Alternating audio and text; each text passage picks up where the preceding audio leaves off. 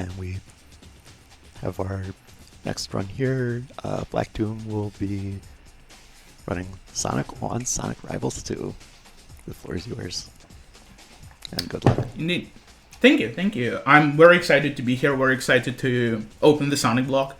Or rather, part 1 of Sonic block. But yeah, so if you've never seen this game, it's a very interesting one. It's kind of like a traditional Sonic platformer, but it's also like a 1 versus 1 racing game. So like it's pretty interesting. So I guess without further ado, let's get into the run in 3, 2, 1, go. So yeah, as I said, Sonic Rivals 2 is kind of a racing game. So the goal of each level is to beat our opponent and get to the goal as fast as possible. So the first thing I want to explain in this run is actually something called signature move. Each character has their own special move. So in the top right corner of the screen, you can see a bar that is already filled. Whenever that bar is filled, I can perform my signature move. So Sonic's signature move is called Sonic Boom. It allows him to go really fast and he becomes invincible for some time. The bar can be filled by destroying enemies, collecting rings, destroying boxes, and even hurting your opponent. Another thing this game has is its, I guess, main speedrun tech. So you will see me spam the kick move a lot, and that is because spamming kick actually preserves your momentum. So whenever I'll hit a boost panel, I will try to spam kick as much as possible, and if done correctly, I will travel with the same speed as I had when I hit the speed pad. And just like that, we're actually almost done with the first level. There is a lot going on, and I'll try to explain everything as I go. So for the next stage, it's gonna be something called a rival battle. And there are a few types of rival battles in this game, but the one we'll be seeing the most is called Knockout. Knockout works very simple. We just need to hurt our opponent when they have no rings. So, oops. Okay. This one is actually super simple, and yeah, it just mistimed my attack, but it's okay. We have to win 3 rounds, so we'll get to see this one a couple more times. There we go. This one is really super simple. You just stand in one place. You hit Knuckles once, you hit Knuckles twice, and boom, the round is just over. Alright, cool. And for Act 3, we're actually going to be switching to Tails. Because in this game, all characters, there are 8 characters in total, are broken up into 4 pairs. So, for Act 3, we're going to be switching to the other character of the pair. So, I'm playing Sonic's story, which means that for Act 3, we're going to be playing as Tails. Tails has his own signature move.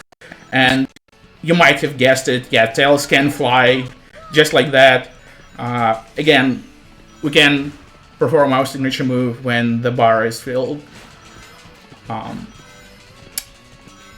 So in this level, we're gonna be seeing, like, pretty much every level in this game has its own gimmick. And in this level, we're gonna be seeing the hang gliders. And these hang gliders go with whichever speed you enter them. So, preferably I want to have as much speed as possible entering them. They are really difficult to control at high speeds, but again, we're here for going fast, so... I'm gonna kick here.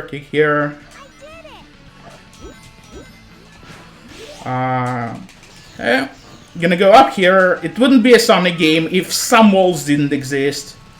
Gonna do a little spin dash here to gain a lot of speed and enter the second hang glider. Alright, let's see if I can land it perfectly. There we go. It's pretty easy to crash into a wall there, but that was as good as it gets. Alright, and just like that, this is the end of the stage. Now we're going to be heading into the first boss fight of the run. So the way boss fights work in this game is quite different from a lot of other Sonic games, but it's pretty simple. So at the bottom of the screen you can see two counters, one for me and one for Knuckles, and these counters count how many hits each of us have, and pretty much, yeah, this is first to 6. Whoever gets 6 hits first wins. This is by far the easiest boss fight in the game. And yeah, unfortunately Knuckles is being a little rude to me, but we're still quite a bit ahead of him. Okay, there we go. Now we're moving into the next zone, and I think this is a good chance to talk about other characters' signature moves. So we talked about Sonic's, we talked about Tails, but in this race we're going to be racing Silver, right? So Silver's signature move is probably the most notorious one in this game, because Silver can use his psychic abilities to reverse, not to reverse, but to remap your controls randomly for a brief period of time, and that can be a little problematic if you're trying to go fast. This is, by the way, this funny visual effect is another thing I haven't talked about. Oh, what? Sonic? Sonic? I've never seen that. But yeah, this game also has items, being like a racing game, like kind of like Mario Kart, if you will. Like, it also has items, you know. And the items in this game actually work differently depending on whether you in the first place or in the second place. So for example, there is a fire item that will act as a shield if you're in the first place, and will damage your opponent if they try to attack you when you have the shield. However, if you're in the second place and you use the fire item, you will release a fireball that will chase the opponent and will try to hit them 3 times until it disappears. Yeah, now we have yet another rival battle. It's yet another knockout fight, and this one is exactly like the previous one. We just stand in one place, we hit Silver once, we hit Silver twice, and the round is over. Pretty consistent fight, but it can be a little... You know, it just doesn't always work as smooth as the previous one, but it's alright. Right. Now for round 3. Okay. Oh! Okay. Yep. And, what is going on? I've never seen, like, anything that is happening right now. This is really funny. So, you might be wondering now, why do I quit the stage every time I beat it? Like, what is the point of that? And the answer to that is actually pretty interesting. Sonic Rivals 2 has something called card collecting. So for completing certain objectives in certain levels and such, you will be rewarded with a card. So like, for example, if you defeat a certain amount of enemies in a stage, if you collect a certain amount of rings, if you finish the stage without ever being in the second place, you know, etc., etc., the game will give you a card. Which is it's actually like super neat, because you can trade those cards with your friends if they have the console too, and the game obviously. But those cards take a while to appear like on screen. Like after you finish the stage, the game like shows all these cards one by one, and like you can get something like up to 5 cards in a stage, and each card is displayed individually, and like there are all sorts of animations going on, and there is also like obviously the results screen, and you know, after you complete a stage you move on a map. There is just so much going on there that it's actually faster to quit the stage after you beat it and come back to the game again. Yeah, that is what's going on here. It's probably one of the most interesting aspects of running this game. But okay, and now we have the second boss fight of the game, and this is where the RNG aspect kicks in, because it's sometimes can be very hard to predict what the opponent is gonna do. Yeah, I did not expect that. But yeah, this fight is nothing too special. We need to destroy those robots so that they can drop bombs on top of the train. Oh, Silver just did not give me a chance. Yeah, he can be a little problematic, but we're almost done. This was actually a pretty decent fight, all things considered. And moving on to the next zone, which is Neon Palace, and this is gonna be, I believe, one of 4 levels in this game where we're not gonna be racing anyone. So this is a time attack level.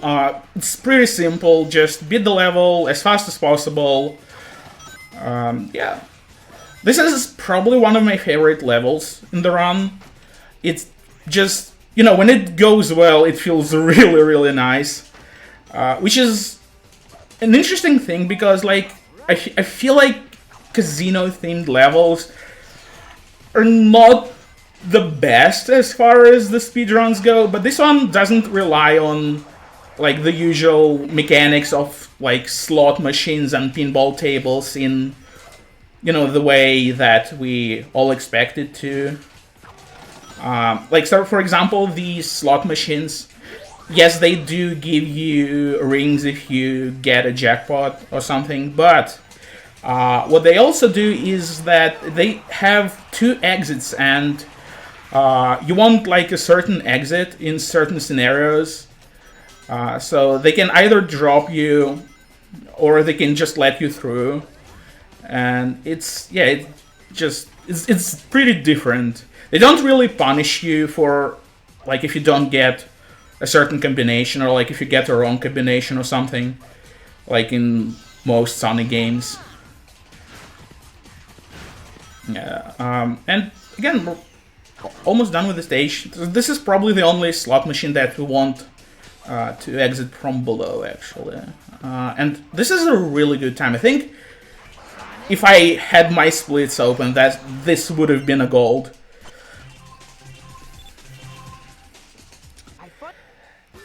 And this is a very different knockout battle this time, because unlike the previous 2, this one has no consistency whatsoever. It can go a million different ways, and this is probably the best outcome you can get in this fight. Like, this was probably the quickest kill. So let's see how the rest of this goes. Oh no, Shadow just countered my attack. And this is, like, one thing that I just don't really like about this game, is that the AI tends to be a little too aggressive sometimes. And you just cannot react in time. Okay, but we won this one. That's all that matters.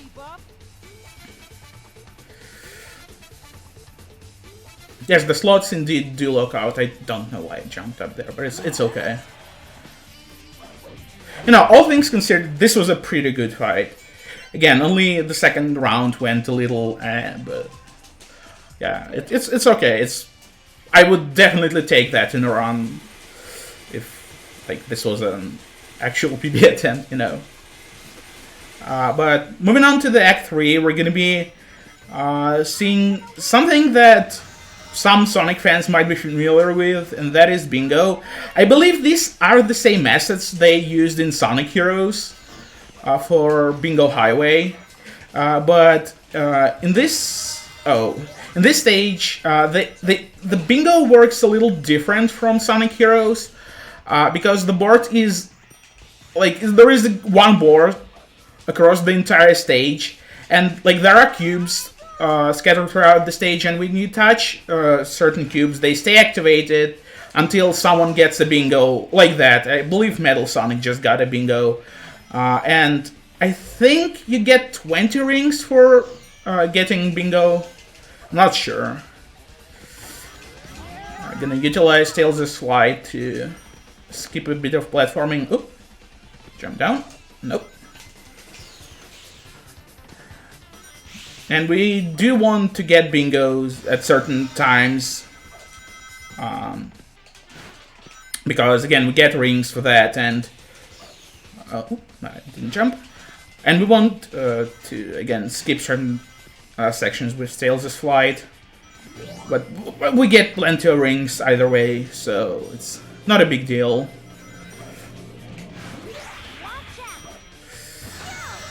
Oh, okay. Those spikes have probably one of the weirdest hitbox in the game. You can get stuck there really easily, so I'm glad I got out of there relatively quickly. Alright, gonna... Oh, I wanted to take the bottom path. It's alright.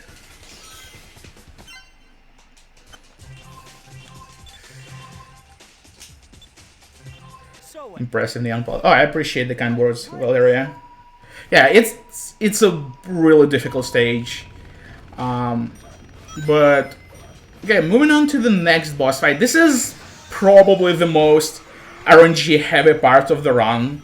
So the way this boss fight works is Eggman drops these cubes, and whenever someone gets a bingo, Eggman just goes down and we can attack him. However, sometimes Eggman can stack two cubes, one on top of another one, and it is possible to attack him from the highest cube. And this is actually what we want to see. We don't want to get bingos exactly, but we want to see stacks of cubes. There are other ways to get to Eggman. So for example, you can jump off of Shadow in the air, but this is kind of the scenario that we want to see. And of course, Shadow just got bingo. As soon as I got what I wanted, Shadow just took it from me. Oh, but that was that hit from Shadow that I was talking about. I just bounced off of him. But yeah, this fight can take anywhere between 40 seconds and 2.5 minutes, depending on the RNG, and there is just nothing I can do about that. Right, that'll work. And we're get yet another RNG stage, two RNG stages back to back. And this is yet another not racing stage. In this one we actually just need to collect 100 rings. And the RNG factor in this one comes from the items. One of the items you can get in this game is a magnet. And the magnet works as just like the same way the lightning shield works in classic games, in that it attracts rings. And we need the rings, so I just got one magnet, which is pretty good. Let's see if I can get one more, maybe. Alright, here, nope, that is not a magnet. But getting one magnet is already good enough.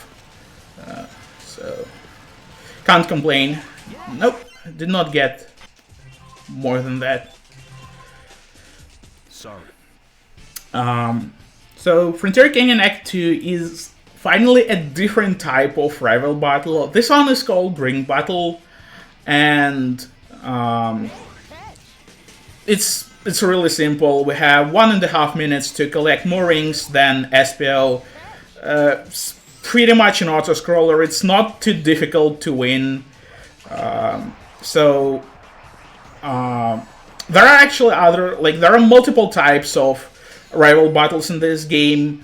So for example, one of them is called King of the Hill, and the way that one works is you need to capture a Chow from your opponent's base and bring it to your own base. But we will never see that in a run, sadly. So yeah, I believe there are like 5 different types of rival battles. But in the meantime, if there is anything our host wants to say, I will be more than happy to hear that.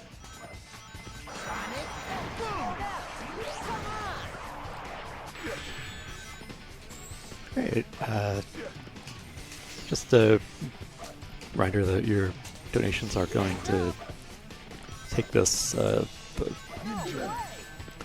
which was the first mental health organization of its kind in the game industry, running things like AFK rooms and AFK online at both in-person and virtual conventions, and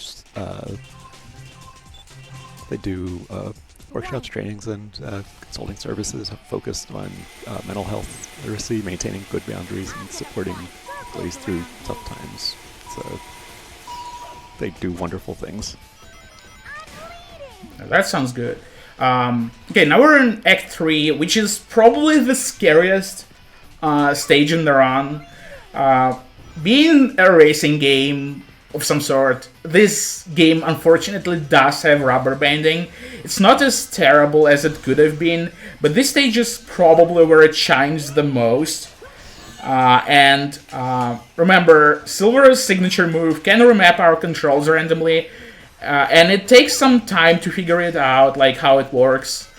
And it's not great. And this little mashing minigame right here, the AI is incredibly good at that. Like, if you just see them zoom by, it's an experience.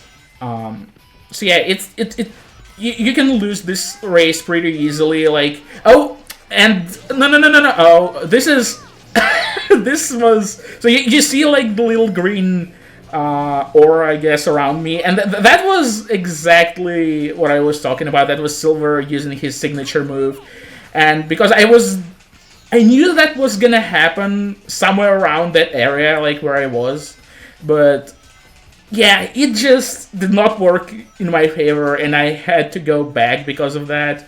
Or like, not had to, but I was forced to go back, and you can see that Silver is right behind me, and this is getting really scary. I'm just mashing every single button just so I can at least jump forward. Oh my god! No. Oh my god, that was really scary.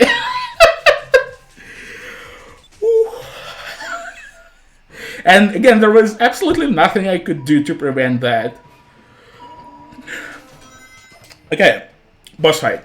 So the way this one works is, I guess, pretty self-explanatory. We're gonna be running around. Sometimes we're gonna be stopping before these platforms, and this is when we can attack the bull. And again, this one is pretty RNG heavy, not just because you have to deal with SPO's AI, which again is unnecessarily aggressive, but also because of the platforms. So these 4 platforms can be arranged in 3 different ways, and the thing that is not ideal about them is that they're actually solid from. Like, you can't just jump from below. You have to jump around to get on top. And it is random which set you get, and it is also random whether the bull stops or not, and for how long it stops. And again, this fight can, just like the previous one, can take like somewhere between 50 seconds and 2.5 minutes, or like 2:40 or something. So yeah, it's pretty unfortunate, and I'm just getting super unlucky right now. Yeah, I really love this game. It's like, the movement is actually super nice, but when the RNG is not being nice to you, it just, yeah.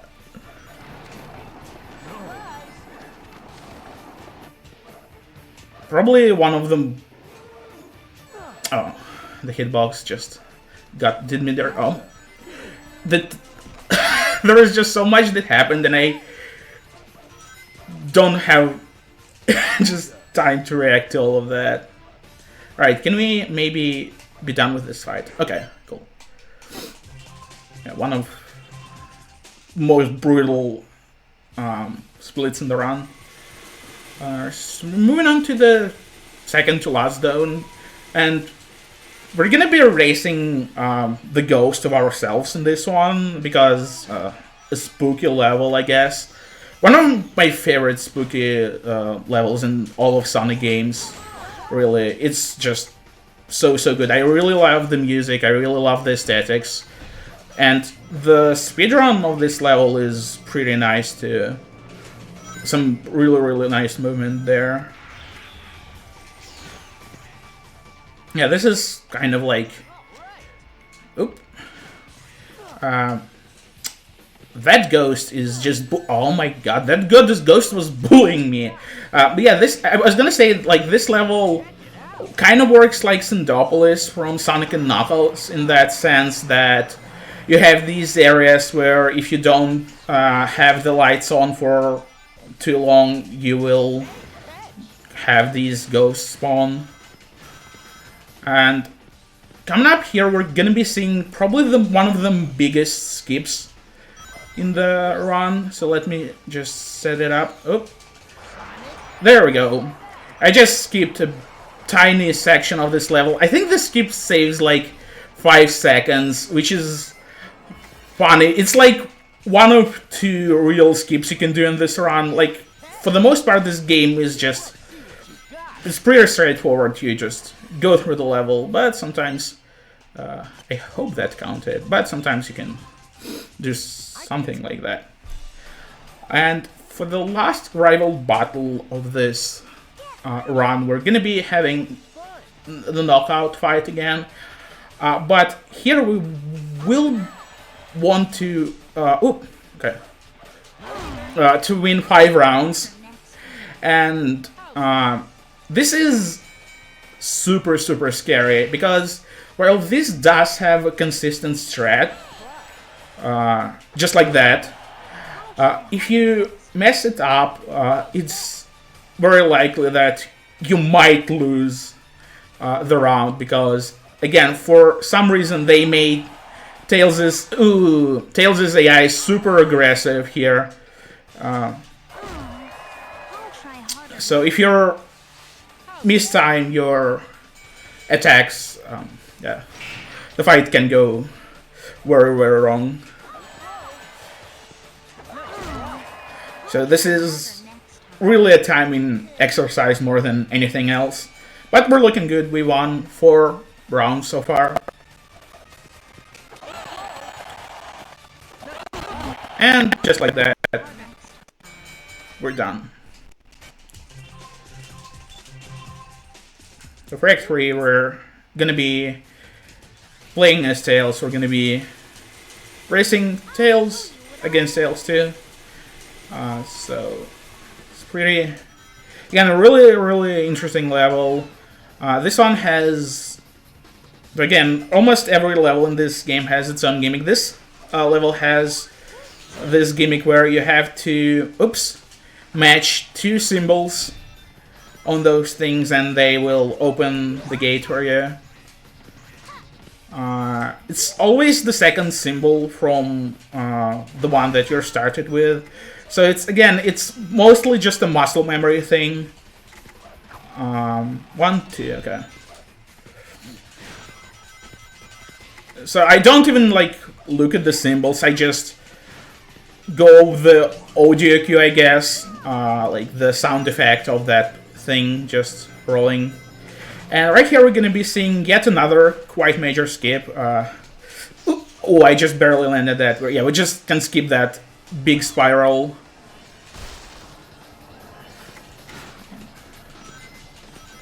And the other Tails use the hazy vision effect, probably the least harmful item in the game. Because I don't care about that item, I can go through the level perfectly fine. And the AI obviously just never gets affected by it either, so... It kind of exists, but it's pretty useless.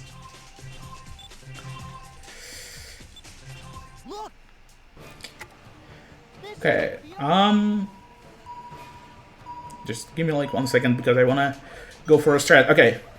You can die pretty easily if you go for the first quick hit because you have no rings and you can get hurt by Eggman pretty easily. So the way this fight works is there are these 3 switches that turn on the light, and when Eggman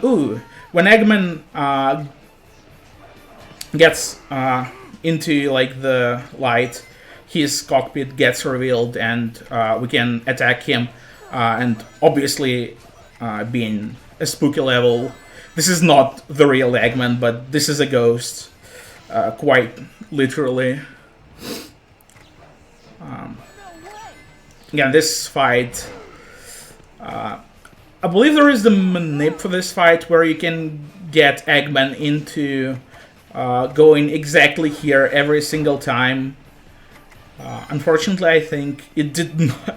I'm not sure how it works, but I've heard that it exists. So yeah, but I think that it did not work this time. But it's fine. We got through the fight.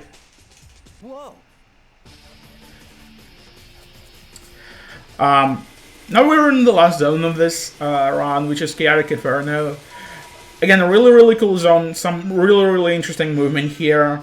And this zone is really different from the others for a bunch of reasons. So first of all, there is no Act 2 in this zone, so we're gonna be just playing 2 levels back to back.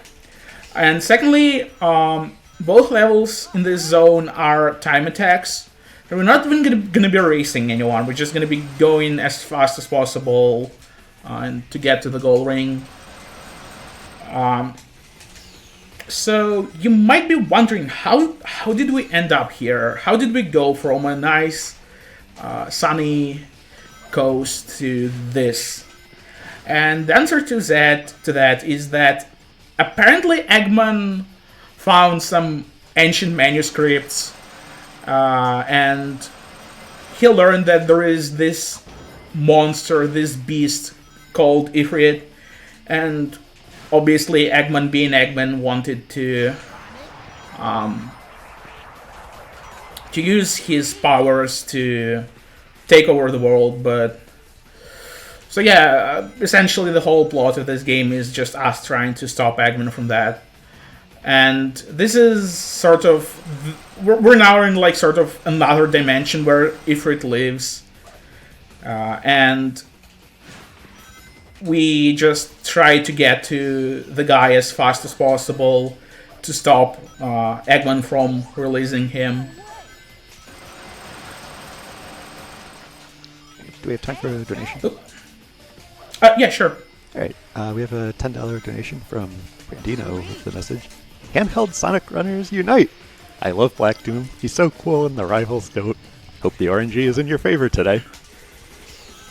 Oh, that is so sweet. I love Brandino too.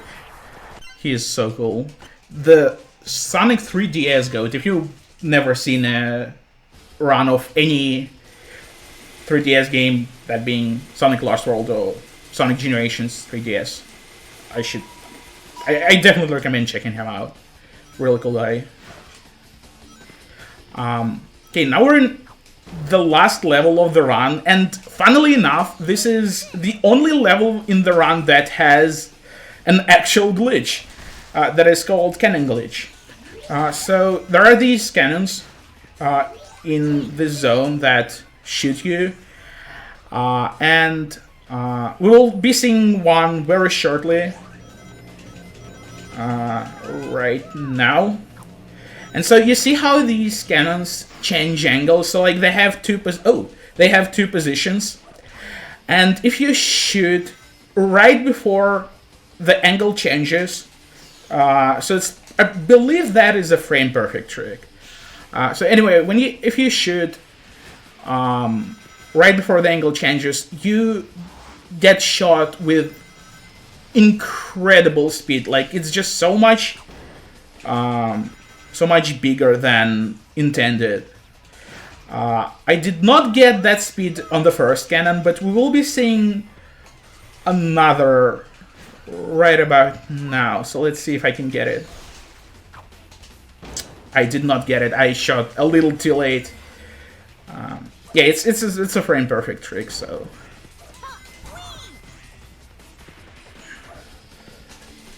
all right.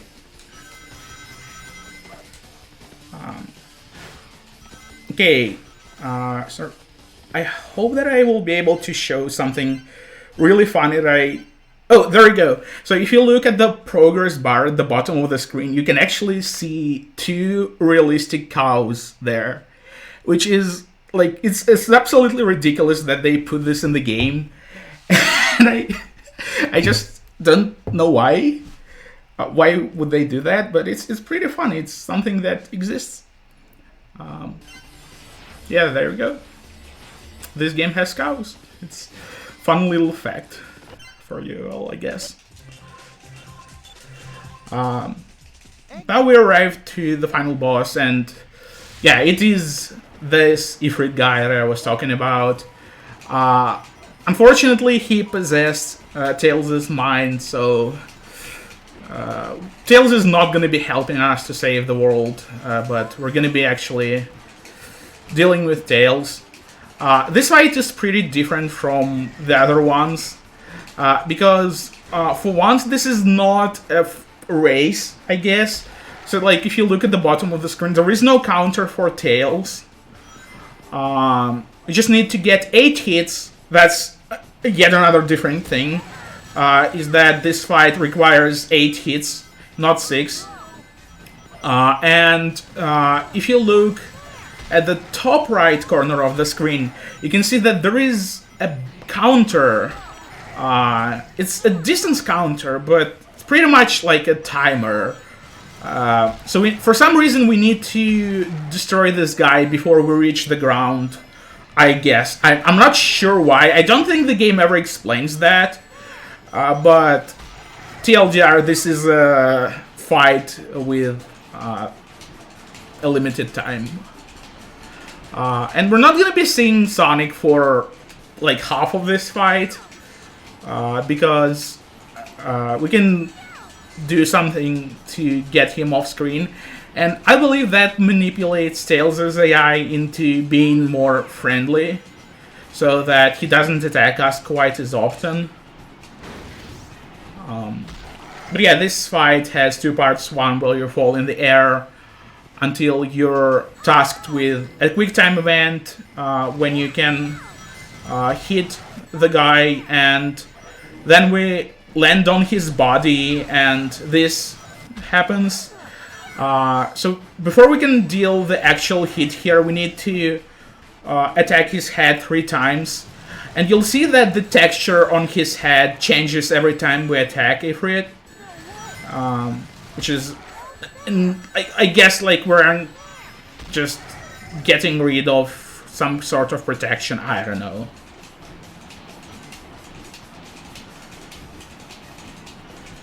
Okay, again, we're not gonna be seeing Sonic while we fall down. And yeah, gonna be just 2 more hits left. The window for the quick time event gets smaller each time, so there is a chance that I'm gonna miss the last one. Okay, yeah, it's sometimes like the game either asks you to press the cross button, the circle button on both of them, like it happened the last time, and it can be a little bit difficult to react, especially when the game throws the double at you. But time is coming up shortly, right when I do the last hit, and there is time. Thank you. GG.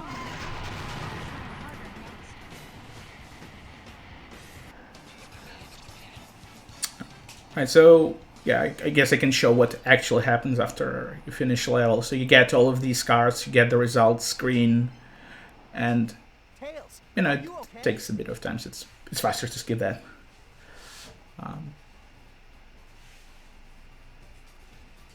Yeah, that is the run. Thank you for having me. I had a blast. I would love to give some shout outs. I would love to give a shout out to, first of all, I would love to give a shout out to Boog to the Man, who was my inspiration for running both Sonic Rivals 2 and Sonic Rivals 1. I run both games. Want to shout out Alexis, who has the world record in this game, and whose run I watched extensively to learn like all of this. I would love to give a huge shout out to the Sonic speedrunning community. It's just there are so many incredible people, and without their support, I would probably not be able to keep going. They're really incredible people, really good friends, and of course, I want to give the shout out to the hosts, the viewers, and just everyone who made this event possible. Thank you all for being here.